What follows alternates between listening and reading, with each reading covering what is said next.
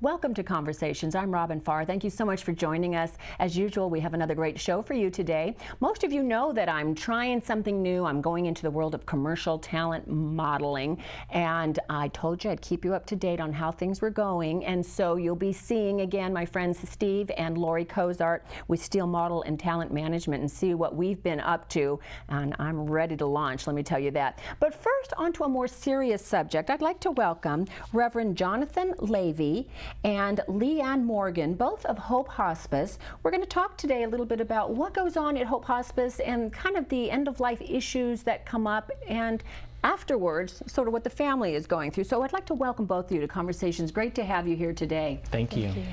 I love Hope Hospice. We do, shows, a lot of shows with Hope Hospice, because the idea of losing a family member is so daunting, overwhelming. That how wonderful to have somebody's there to help you through it, and not just the family but the patient going through it. I mean, and that's just what's so important. So I find this to be a very important topic. So I'm so glad you both are here today. So Jonathan, you are what's called a board certified chaplain. Yes. What is your role then at Hope Hospice? I'm part of the patient care team, which is run by the nurse. It includes the social worker, the chaplain, the home health aide, and the hospice volunteer. Now, some of those parts are optional, but there's always a nurse involved. And we work together, we communicate together almost daily and weekly about each patient and their family and what they're going through and how we can work together to support their needs as they journey through this end-of-life time. And as chaplain, do people then say, oh, but I don't have a religion, so don't, you don't have to send Jonathan over here because, but it's not about religion, is it? Well, first of all, we always respect that. If people don't want to have a chaplain visit, we say that's fine. The second important thing is professional chaplains with hospice and in hospitals now, we never bring our faith, our personal beliefs to the other person. Our role is the opposite. It is to sit and listen and support what you believe. So the answer to whether or not this is religious is only if you are religious, then I will support your religious tradition. And we do serve people, not only Catholic and Christian, but Hindu, Muslim, Jewish, Sikh, and mostly a lot of people who are not religious at all, but are concerned about what's going to happen.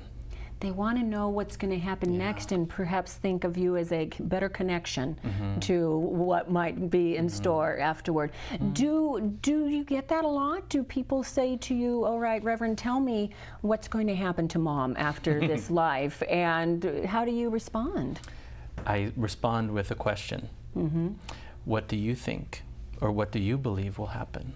Because again, our role is to support their beliefs. So I've had some patients, just to give quick examples, one patient I always remember who talked to me about a heavenly place she would go to that was very much like a Japanese tea house on top of a hill by the ocean.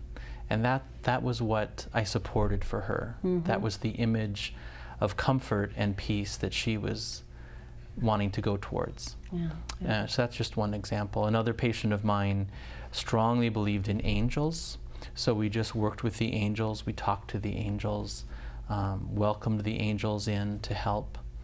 And then, conversely, if someone does have a specific faith tradition, whether that be Christian, Catholic, Jewish, or whatever, our role as hospice chaplains is to support the family and make sure they have that spiritual and pastoral care from their tradition. So oftentimes we are reaching out to Catholic churches, Protestant churches in the area, the synagogue, whatever, to say, Mrs. So-and-so here would really like a visit. I had one sort of experience with a chaplain not knowing what a chaplain really was, and I was involved in the Every 15 Minutes program when my kids were in high school, and that's the program where they really show you what happens if you drink and drive, what can happen, and they enact it. And they actually show on film the chaplain coming to the house to talk to your parents and to tell them. And I was struck by how it was just like you, this comfort. It doesn't have to be religious. It's comfort. Right. It's this, you know, you're exclusive in this. We've got the nurses and the social workers and all that, but you're the one that people are going to say, what's next, and help me through this. And I really got that. I kept thinking, oh, chaplain, well, what church are they going to send from? It wasn't about that at all, but didn't really get it until that time. Right. Yeah. And I'm glad you said the word comfort, because that is our goal with hospice. Is we want to create a time and a place and a setting where both the patient and the family can be comfortable. That's so important. Now, Leanne, you are a licensed marriage and family therapist, and you are the director of Grief Support Center.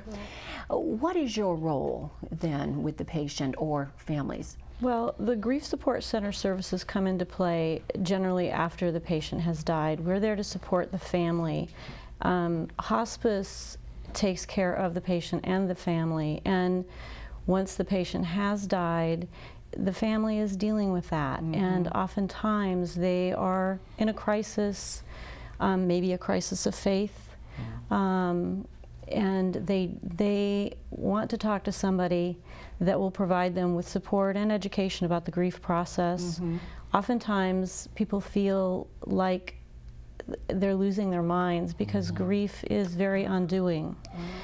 And the educational part of it, just letting people know that this is natural and this is normal, is probably about 50% of what we do. Wow. And you will visit and be there for them up to 13 months after. That's correct. I thought that's a long time, but I'll bet it does take some people. Well, what do you generally find? I mean, nobody ever gets completely over a loss like this. That's right. But when does life kind of get back to some normalcy, do you see? I think that the answer to that is that depends. It's very individual. It's a process that is as unique as each of us. And so if I had to put a time frame on the acuity, I'd say anywhere from 1 to 3 years in total. Probably the very acute stages of the grief process are within the first year, depending on how the person's coping. Right. So I have found that if you go back in history and look at other cultures, they seem to have a way of dealing with death, and that it's kind of expected, and you know exactly what we're, you know, being this melting pot here in the United States, I don't know that we really do have a method. So thank goodness, you know, somebody like you is there. But do you know that to be the case, that we really don't know how? We're not really taught how to deal with this. No, we're not. We're quite a disenfranchised culture in that regard, and that's sad. It is. And at the same time, it's always gratifying when people reach out and say, I don't know what to do, I really need some support, I need some help. And we try to often bring them back to rituals that may have been practiced within their family, within their culture historically, or within their particular spiritual belief system. And often that is very comforting for people to kind of reconnect with some sort of ritual in order to cope. When you first became a licensed marriage and family therapist, did you know that this is where you would end up? That's a really good question. And as I was going through the process of my master's program, it became apparent that I really did want to work with people who were grieving, and it was due to my own personal experience with the grief process. And I think many of us who work in hospice in a variety of ways, we talk about feeling called to do the work. And I really feel like I don't know about being called, but I'm really drawn to it, and it just feels like important work to do. Oh, it is, and what a huge difference. Is that your experience too, Reverend? Yeah. I got my master's in divinity at Berkeley Pacific School of Religion, and I remember vividly during those 3 years constantly feeling a pull towards interfaith work. Not, you know, even though myself as a Protestant Christian, I was constantly curious of, like you said, these other cultures, and how do other people connect with the divine, and how do they deal with the fact that one day each of us dies, and we are spirit, and where do we go? And I'm constantly challenged and nourished by this work. I would imagine. Yeah. I think, you know, when you think about what you're going to be when you grow up, you know, there's a lot of things that go into it, but helping others in this magnitude, you know, how satisfying is that? I mean, you know, you are so needed, and that's, you know, some people come to you and they need you. You're offering them something that they just have to have, and I mean, you couldn't be in a better position to feel really like you're making such a difference. Yeah. I'm glad you highlighted the need part, because, like Leanne said, when people are grieving, sometimes they don't know what they need, and I'm on the front end, usually dealing more with the patient and family before the death has occurred. And I often see the family members already grieving before the person has passed, you know, because sometimes they're mentally not as present, or dementia has taken their personality, or there's a lot of anticipatory grief before death. So one of the most important things I work with families is how to work on closing relationships. And this can be done by anybody, whether you're religious or not. But the importance of understanding the value of each relationship in your life, and how, when it's time to close that, and we have 5 important things that are the most important things to talk about, that we always educate the families about for relationship closure.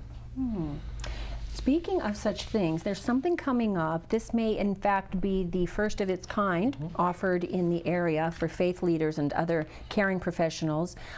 So this isn't something that everybody would go to, but if we've got nurses and social workers or other, like we say, caring individuals, would be interested in a professional growth conference, they can find this all out on the website, but it's called Spirituality and End-of-Life Care. And this is all going to be, it's a pre-recorded educational forum. People can come together and for the first time kind of talk about what is required. I mean, we need to be educated on this kind of thing. So people who are in those positions could come out to this. So yeah, we'll give you the website to address. Right, and let me just clarify, it's mostly listening. Yeah. There's going to be a 2-hour presentation they'll listen to, and then we'll have an additional 45 minutes with a local panel of clergy of different traditions, where those who attend can ask the panel questions. All right, let's give out the website. This is Hope Hospice, www.hopehospice.com. The phone number over there, 925-829-8770. If you are going through anything, the loss of a loved one, recovering from the loss of a loved one, this is where you call, folks. They're here to help you. It's just wonderful to have you. Reverend Jonathan Leavy, lovely to have you here. Leanne Morgan, thank you so much for coming to Conversations. Thank you, Robin. Hope to see you again. And don't go away, I've got plenty more coming up. I'll be right back.